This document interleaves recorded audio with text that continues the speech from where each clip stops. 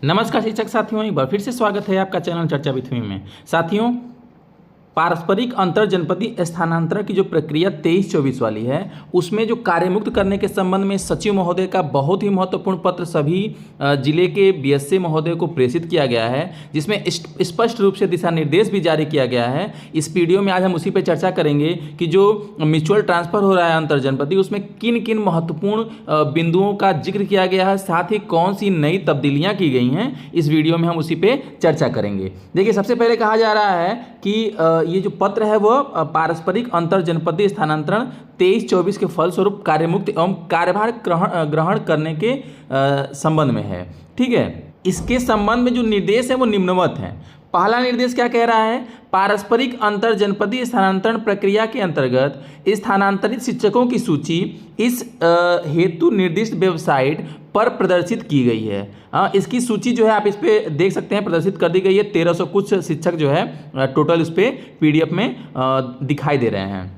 दूसरा कह रहा है, पारस्परिक अंतर जनपदीय स्थानांतरण प्रक्रिया में शिक्षक एवं शिक्षिका को कार्यमुक्त कार्यभार ग्रहण करने की कार्यवाही शासनादेश दिनांक इतने एवं परिषद द्वारा दिए गए निर्देश के क्रम में 22/6/2024 तक कर दिया जाएगा। यानी कि 22 तारीख तक जो इनका कार्यमुक्त और कार्यभार ग्रहण करने का दिनांक ये निर्धारित कर दिया गया है। तीसरे बिंदु में कहा जा रहा है कि पारस्परिक अंतर जनपदीय स्थानांतरण प्रक्रिया के अंतर्गत स्थानांतरित शिक्षकों को उनके कार्यरत विद्यालयों में परस्पर कार्यमुक्त कार्यभार ग्रहण कराया जाएगा। यानी कि मान लीजिए कोई ए और कोई बी, दो अध्यापक थे, इन्होंने आपस में क्या किया? म्यूचुअल किया।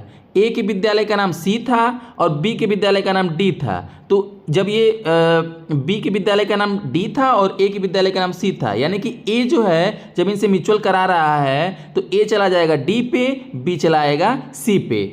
ठीक है। अब एक महत्वपूर्ण बिंदु इसमें यह है कि इसमें परिवर्तन ये हुआ है कि पहले जो जनपद से जनपद होता था, यानी कि ए जनपद बी जनपद, अब इसका कोई अध्यापक यहाँ से कार्यरत ट्रांसफर लेता था और यहाँ आता था म्यूचुअल ट्रांसफर, तो इनको एक दूसरे के जनपद के बीएससी ऑफिस में क्या किया जाता था? कार्यभार ग्रहण कराया जाता था। उसके बाद उनके विद्यालय आवंटन की प्रक्रियाएं जो हैं शुरू होती थी या चलाई जाती थी एनआईसी के माध्यम से। जो दिशा निर्देश प्राप्त होते थे तब इनका जो है विद्यालय आवंटन होता था। लेकिन अब एक दूसरे और ये जो इसमें कार्यवाही की गई है ना, ये जिले के अंदर यानी अंतः जनपदीय वाले में ये प्रक्रिया अपनाई जाती थी। यानी कि एक विद्यालय से दूसरे विद्यालय में स्थानांतरण होता था, लेकिन इन्होंने अंतर जनपदीय में भी वही नियम ला दिया है। ठीक है।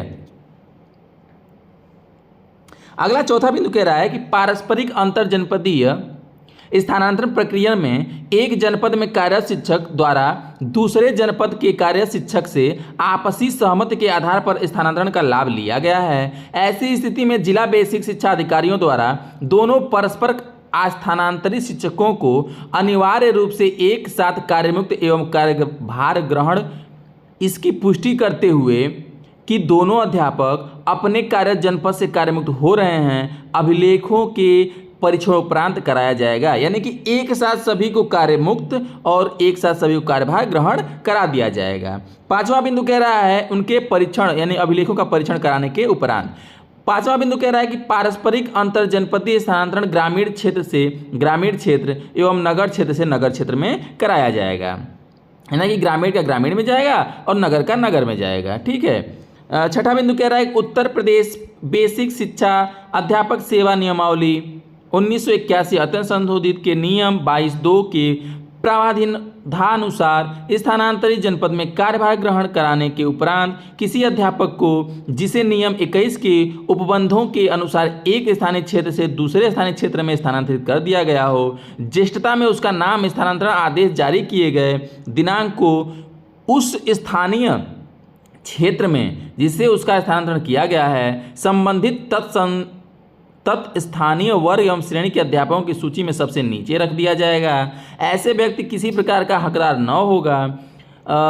इस आशय का शपथ संबंधित अध्यापक अध्यापिकाओं से प्राप्त करने के उपरांत ही कार्यभार से मुक्त एवं ग्रहण कराया जाएगा। यानी कि यहाँ पे ज्येष्ठता की बात करी जा रही है, हाँ, सीनियरिटी जूनियरिटी की बात करी जा रही है। ठीक है, कि जो बाद में कार्यभार ग्रहण करेगा उसको जूनियर मान लिया जाएगा, भले ही वहाँ पे वो सीनियर रहा हो। अगला देखिए, अगला कह रहा है कि यदि स्थानांतरित जनपद में उस बैच के अध्यापकों के पदोन्नति की कार्रवाई नहीं की गई है तो ऐसे शिक्षकों को कदापि कार्यमुक्त न किया जाए। कह रहा है कि अगर स्थानांतरित जनपद में उस बैच के अध्यापकों की पदोन्नति नहीं की गई, यानी कि पदोन्नति की कार्रवाई नहीं की गई है, तो उस बैच का, जिस बैच में पदोन्नति उसको चाहिए, तो उनको क्या किया जाएगा, कार्यमुक्त नहीं किया जाएगा। स्थानांतरित अध्यापकों को मानव संपदा पोर्टल पर साथ साथ कार्यमुक्त करने एवं कार्यभार ग्रहण कराने की कार्रवाई की जाएगी। ठीक है। पारस्परिक अंतरजनपदीय स्थानांतरण प्रक्रिया के अंतर्गत स्थानांतरित शिक्षकों को कार्यमुक्त एवं कार्यभार कराने की समस्त कार्यवाही निर्धारित प्रक्रिया अनुसार पूर्ण पारदर्शी रूप से सुनिश्चित की जाएगी। किसी भी स्तर पर अनियमितता, लापरवाही पाए जाने पर संबंधित जिला बेसिक शिक्षा अधिकारी पूर्णतः उत्तरदायी होंगे।